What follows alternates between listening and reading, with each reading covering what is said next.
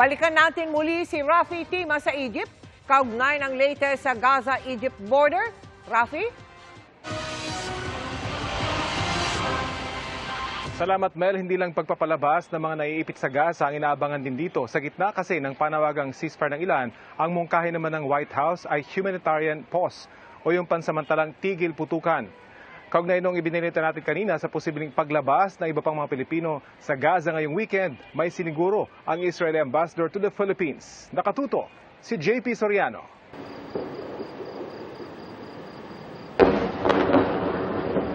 Tanaw mula sa southern Israel ang mga pagsabog sa Gaza. Na ayon sa Israel ay pinalilibutan na nila. Mungkahi ng White House, mga posibleng pauses. That doesn't mean that we're calling for a general ceasefire. Hang on a second.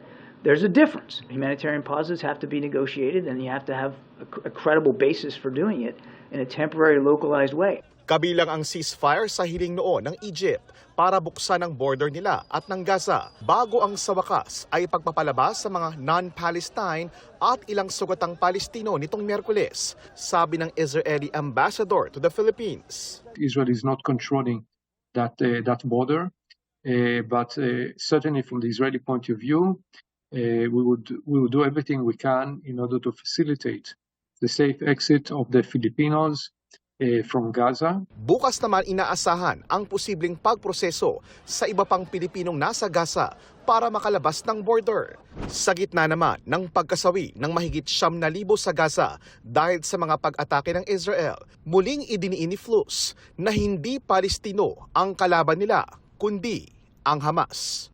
Yan ang grupong umatake sa lugar na inuokupan ng Israel nitong October 7 at naging mitya ng latest sa ilang dekada ng tensyon sa lugar. Paniwala ng Israel, gusto ng Hamas na mawala sila sa mapa at patayin ang mga Hudyo o Jews. Dagdag pa ni Flus, wala raw plano ang Israel na sakupin ang Gaza na gusto lang daw nilang mula sa Hamas sa tulong ng Palestinian Authority. Ito ang grupo ng mga Palestinong dating may control sa Gaza bago ang 2006. Free Gaza from Hamas.